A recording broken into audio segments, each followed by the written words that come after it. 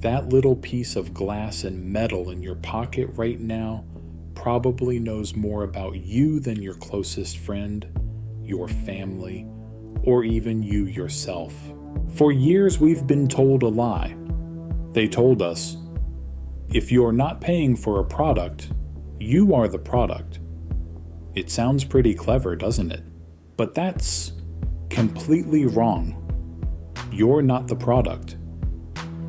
You're the raw material. Just as nature was mined for coal, iron, and oil during the Industrial Revolution, today the human mind is being mined for a new kind of resource. Tech giants aren't selling your photos or your names. They're selling something far more profitable: your future. Today, we will examine how human attention has been transformed into a derivative financial instrument, how the horrific financial engineering Wall Street carried out with mortgage loans in 2008 is being repeated today through our behavior, and how the behavioral futures market has quietly taken over the global economy. To understand how everything has changed, we need to go back to the basics of advertising. In the 20th century, advertising was simple. A company would buy media attention to showcase its product.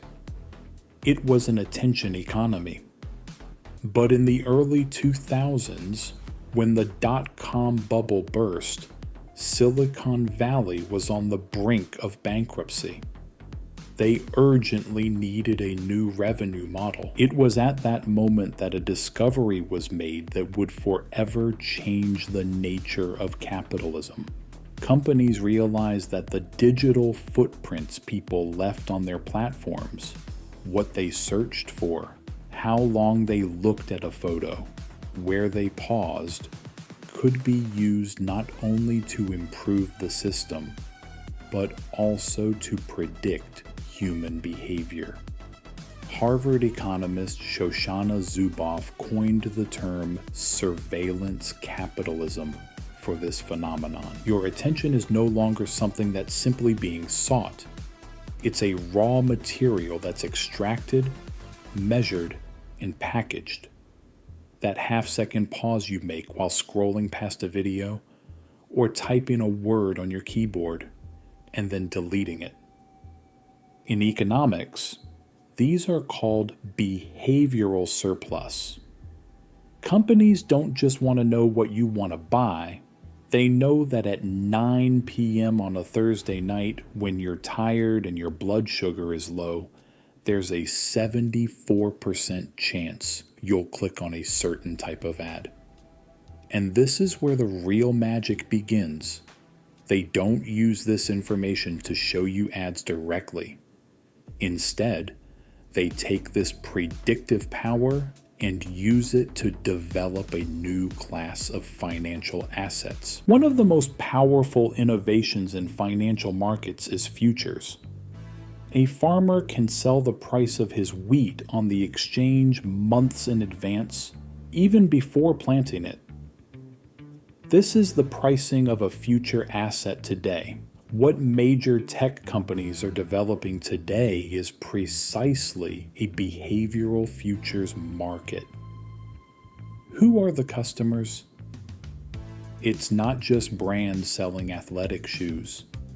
Insurance companies, political parties, hedge funds, and even governments. Remember the 2008 financial crisis? Banks bundled thousands of different mortgage loans into complex financial packages they called CDOs and sold them as if they were risk-free. Today, data brokers and tech giants are doing the exact same thing with your psychology. Your data alone is worthless. However, when the data of millions of people is aggregated and processed by algorithms, it results in behavioral prediction products. A political party purchases the men aged 25 to 35 likely to experience economic anxiety next month. Package. Insurance companies purchase those suffering from insomnia at night and prone to making risky decisions package. Your future behavior, just like a barrel of oil, has already been sold at auction to the highest bidder long before you even carry out that behavior. This is the greatest asymmetric information problem in economic history. They know everything about you. You, however, know nothing about what they know. So, what is the macroeconomic cost of the human brain being turned into a financial asset? In economics, there is a concept known as dead weight loss. It refers to the value lost from society's total welfare when there is inefficiency in the market. The world's brightest minds, top engineers, and most brilliant mathematicians aren't working to generate clean energy, cure diseases, or go to space. Tens of thousands of geniuses in Silicon Valley are training the world's most advanced artificial intelligence systems to figure out how to convince you to look at a screen for just 3 more seconds. This is a massive case of rent-seeking. No new value is added to the economy, and no new production takes place. Existing value, your attention and time, is simply transferred from one place to another. Every hour of attention drawn into the system is an hour stolen from productivity in the global economy. This is one of the main reasons for the slowdown in global productivity growth today. Capital is flowing not into the real sector, which drives innovation, but into attention markets that exploit human weaknesses.